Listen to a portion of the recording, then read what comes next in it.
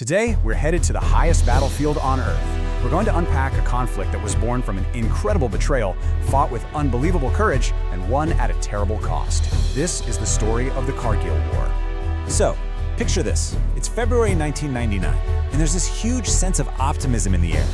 The Indian Prime Minister Atal Vajpayee actually travels to Pakistan on a bus. I mean, what a powerful symbol of peace, right? He meets with the Pakistani Prime Minister Nawaz Sharif, and they signed something called the Lahore Declaration. It was a promise to work things out peacefully. It really felt like a new dawn was breaking. But that feeling didn't last. Just 3 months after shaking hands and signing peace treaties, these two countries, both armed with nuclear weapons, were locked in a brutal high-altitude war. So you have to ask yourself, what on earth happened? How did that promise of peace just completely collapse into war so fast? Well, the answer lies in a pretty staggering act of betrayal. You see, while the diplomats were talking peace in front of the cameras, a secret plan for war was already being put into motion by the Pakistani military. And this thing was so secret, they didn't just hide it from the world, they even hid it from their own civilian government. This secret plan had a name, Operation Badr. It was the brainchild of the Pakistani Army Chief at the time, General Pervez Musharraf, and it was a massive gamble to try and redraw the map in Kashmir. The idea was to secretly send Pakistani soldiers, disguised as militants, across the line of control and have them seize the high peaks in the Kargil region. And their strategy was actually pretty clever in a cold, calculated way. Step 1, sneak in and occupy all these undefended mountain peaks during the winter when no one's really watching. Step 2, use that high ground to cut off India's National Highway 1. That's the lifeline, the main supply route to Ladakh and the Siachen region. Step 3, isolate thousands of Indian troops up there. And the final move, the checkmate, was to use this strategic chokehold to force India to the negotiating table over Kashmir, but this time from a position of total weakness. So you're probably wondering, how did this top-secret military plan get discovered? Was it high-tech satellites? Super secret spies? Nope. The whole thing was unraveled by pure chance, all thanks to one man who is just looking for his lost animal. So, in early May of 1999, a local shepherd, a guy named Tashi Namgyal, is up in the mountains, scanning the horizon for his missing yak. But as he's looking through his binoculars, he sees something that is just wrong. He sees men dressed like locals, but they're heavily armed, and they're digging military-style bunkers. He knew right away these weren't local folks, so he raced to the nearest Indian Army post and told them what he saw. Now, at first, the Indian Army kind of thought, okay, probably a small group of militants, it happens. But when they sent patrol teams up to check it out, they were met with incredibly heavy, coordinated, professional military fire. And that's when the chilling reality started to set in.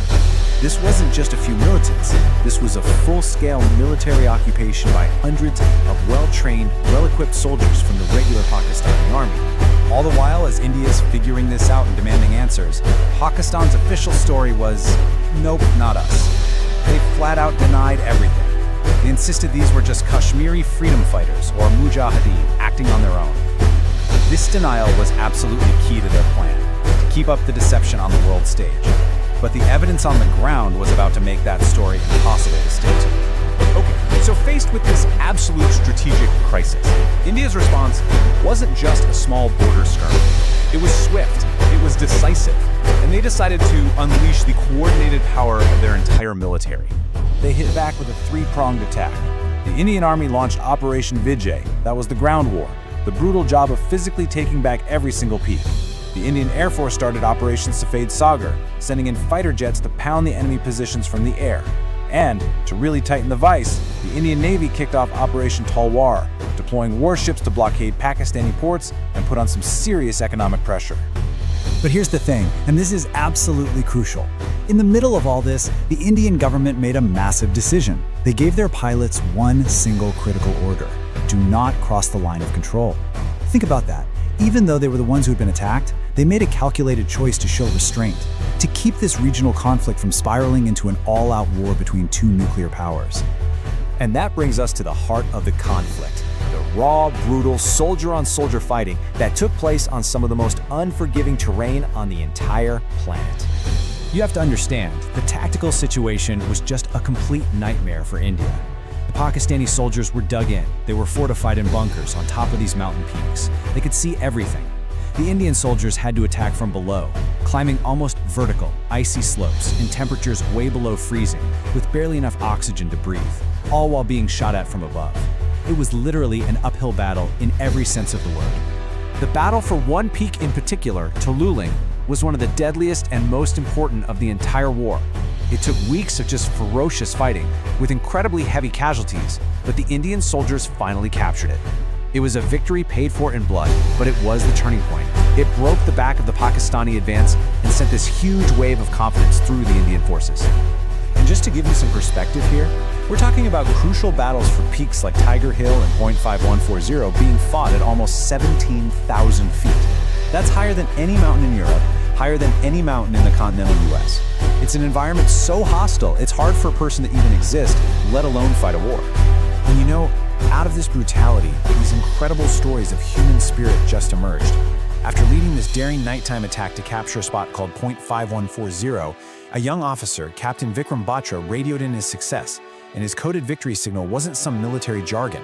It was the tagline from a famous Pepsi ad at the time, "Ye dil mange more." It means, "the heart wants more."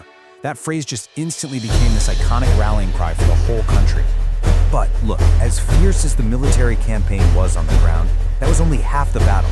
The other half was being fought behind closed doors, where intense international diplomatic pressure was starting to build on Pakistan, and it would ultimately force them to back down. With its army getting hammered on the peaks and facing condemnation from around the world, Pakistan was totally isolated. On July 4th, the US President Bill Clinton basically summoned Prime Minister Nawaz Sharif to Washington. He laid out the evidence of the Pakistani army's involvement and gave him a choice: pull your troops back or face the consequences. Sharif had no choice but to agree. And that humiliating withdrawal would eventually lead to a military coup just a few months later that put the war's architect, General Musharraf, in power. But this victory, as clear and decisive as it was, it didn't come for free. It came at an immense human cost. The price for taking back those snow-capped peaks was paid in blood. Just a few days after his famous Ye Dil Mange More signal, Captain Vikram Batra was leading another assault. The mission was almost over when he saw one of his junior officers get hit. Without a second thought, he ran out into heavy fire to rescue him, but he was hit by enemy bullets and was killed. He made the ultimate sacrifice to save one of his men. For their incredible acts of bravery, 4 soldiers were awarded the Paramveer Chakra, which is India's highest military honor. 2 of them, Captain Vikram Batra and Lieutenant Manoj Kumar Pandey, received it posthumously. The other 2 heroes, Grenadier Yoginder Singh Yadav and Rifleman Sanjay Kumar, miraculously survived to tell their stories. And these are the official numbers for the Indian side. 527 soldiers lost their lives. More than 1,300 were wounded. And it's so important to remember that behind every single one of those numbers is a story, a family, a life forever changed by what happened in those icy mountains. The Kargil War was just a supreme test of military skill, of political resolve, and of raw human endurance. For India, it forced a complete rethink of its high-altitude military strategy. For Pakistan, it led directly to a military coup and years of political turmoil. But for the rest of us, it really stands as this stark, chilling reminder of how quickly peace can shatter, and that on the world's highest battlefield, the ultimate cost of victory is always measured in human lives.